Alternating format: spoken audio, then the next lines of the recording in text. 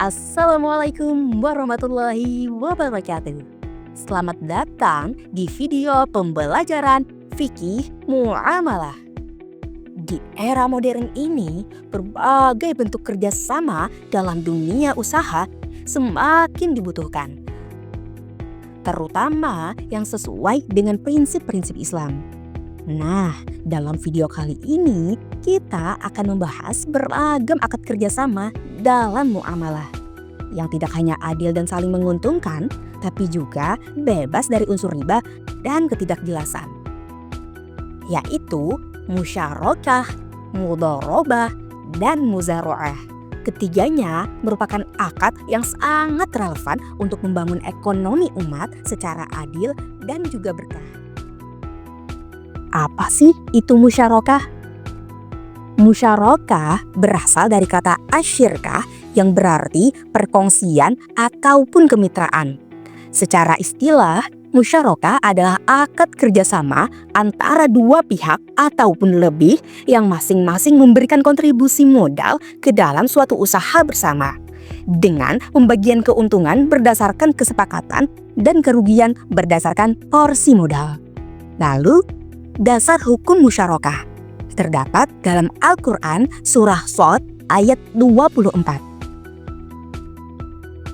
Bismillahirrahmanirrahim. Qala laqad zalamaka bisu'ali na'jatika ila ni'aji wa inna katsiran minal khulata'i la yabghi ba'duhum 'ala ba'd illa alladhina amanu wa 'amilus shalihati wa qalilum minhum. Yang artinya, Daud berkata, sesungguhnya dia telah berbuat zalim kepadamu dengan meminta kambingmu itu untuk ditambahkan kepada kambing-kambingnya. Dan sesungguhnya kebanyakan dari orang-orang yang berserikat itu, sebagian mereka berlaku zalim kepada sebagian yang lain, kecuali orang-orang yang beriman dan mengerjakan amal soleh. Dan amat sedikit mereka itu. Quran surah Shad ayat 24. Yang kedua, hadis Nabi Muhammad sallallahu alaihi wasallam. Qala Allah, ana tsalits syarikaini malam yakhun ahaduhuma sahibah fa idza khanahu kharajtu min bainihima. Allah berfirman, aku adalah pihak ketiga dari dua orang yang berserikat selama salah satunya tidak berkhianat kepada yang lain. Jika salah satu berkhianat, maka aku keluar dari keduanya. Hadis riwayat Abu Daud. Nah, teman-teman, adapun jenis-jenis musyarakah. Yang pertama, musyarakah ainan, di mana masing-masing pihak menyertakan modal dan turut mengelola usaha. Keuntungan dan kerugian dibagi berdasarkan porsi modal. Yang kedua, musyarakah wujuh, di mana kerjasama berdasarkan reputasi ataupun nama baik tanpa menyertakan modal secara tunai. Yang ketiga, musyarakah qaddan, di mana kerjasama berdasarkan tenaga ataupun keahlian. Dan yang keempat, musyarakah mufawadah, di mana semua pihak menyertakan modal, kewenangan, dan menanggung kerugian secara seimbang. Lalu, adapun prinsip-prinsip musyarakah. Yang pertama, modal disertakan oleh semua pihak, baik itu uang, barang, ataupun aset. Yang kedua, kerjasama dilakukan atas dasar saling ridha. Dan yang ketiga, keuntungan dibagi sesuai kesepakatan. Yang keempat, kerugian ditanggung sesuai proporsi modal. Dan yang terakhir, yang keempat, tidak boleh ada pihak yang dirugikan. Nah, lalu kita akan membahas contoh penerapan musyarakah. Dua orang membuka usaha kedai kopi, di mana masing-masing menyertakan modal 50 juta rupiah. keuntungan bersih dibagi 50/50. Jika usaha merugi, kerugian ditanggung sesuai modal di awal. Adapun manfaat musyarakah. Yang pertama, meningkatkan akses modal bersama. Yang kedua, menumbuhkan rasa saling percaya. Yang ketiga, menghindari praktik riba. Dan yang keempat, mendorong pemberdayaan ekonomi berbasis kerjasama. Apa sih itu mudharabah? Mudharabah berasal dari kata ad-darbu fil ardi, yang berarti perjalanan untuk berdagang. Secara istilah, mudharabah adalah akad kerjasama usaha antara pemilik modal atau yang kita sebut dengan sahibul mal dan pengelola usaha atau yang kita sebut dengan al-mudharib, di mana pemilik modal menyerahkan dana kepada pengelola untuk menjalankan usaha yang produktif. Keuntungan dibagi sesuai kesepakatan, sedangkan kerugian ditanggung oleh pemilik modal, kecuali jika disebabkan kelalaian ataupun kecurangan mudharib. Adapun dasar hukum mudharabah terdapat dalam hadits Nabi Shallallahu Alaihi Wasallam. 3 hal yang terdapat keberkahan di dalamnya: jual beli dengan pembayaran tertunda, mudharabah atau kerja sama modal, dan mencampur gandum dengan jelai untuk kebutuhan rumah bukan untuk dijual. Hadis riwayat Ibnu Majah. Lalu apa aja sih jenis-jenis mudharabah? Yang pertama, mudharabah mutlaqah, yaitu pengelola usaha bebas menentukan jenis dan strategi usaha tanpa batasan dari pemilik modal. Dan yang kedua, mudharabah muqayyadah, yaitu terdapat batasan ataupun syarat tertentu dari pemilik modal seperti bidang usaha, lokasi, ataupun waktu. Kemudian ada juga prinsip-prinsip mudharabah. Yang pertama, modal sepenuhnya dari pemilik modal. Yang kedua, modal harus berupa uang tunai, bukan suatu barang. Yang ketiga, keuntungan dibagi sesuai kesepakatan di awal.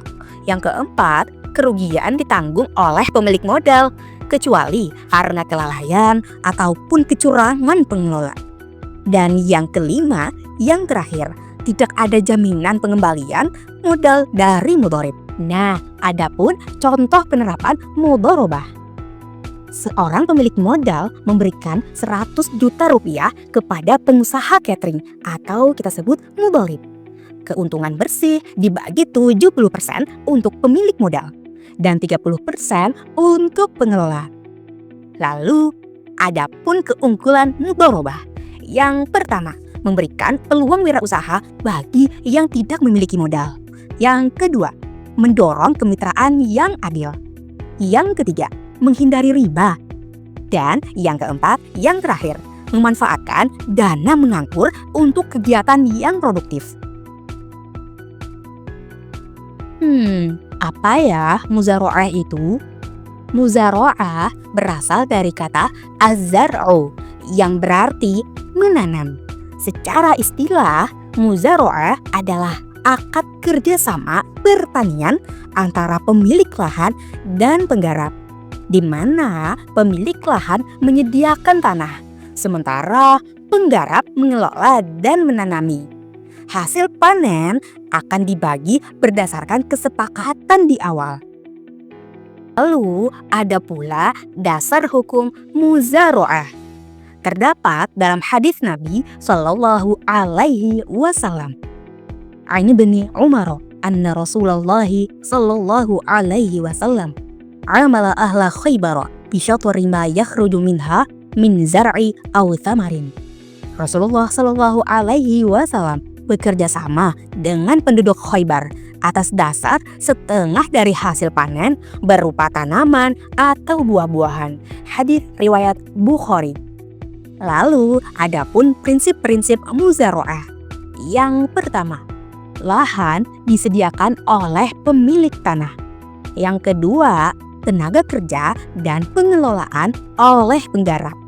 Yang ketiga, hasil panen dibagi sesuai nisbah yang disepakati. Yang keempat, risiko gagal panen ditanggung bersama-sama. Dan yang terakhir, yang kelima, tidak boleh menetapkan hasil tetap atau nominal hanya dalam bentuk proporsi. Nah, ada pula contoh penerapan muzaroah. Seorang pemilik sawah mengizinkan petani mengelola lahannya untuk menanam padi. Disepakati hasil panen akan dibagi 60% untuk pemilik lahan dan 40% untuk petani. Kemudian ada juga nih manfaat muzaroah. Yang pertama, memungkinkan petani kecil mengakses lahan pertanian. Yang kedua, menghidupkan lahan yang tidak produktif. Yang ketiga, mengurangi pengangguran di pedesaan. Dan yang keempat, yang terakhir, mendorong pemerataan hasil pertanian. Oke nih teman-teman, sekarang kita bahas nih perbedaan antara musyarakah, mudharabah, dan muzaroah dengan bahasa yang lebih simpel ya.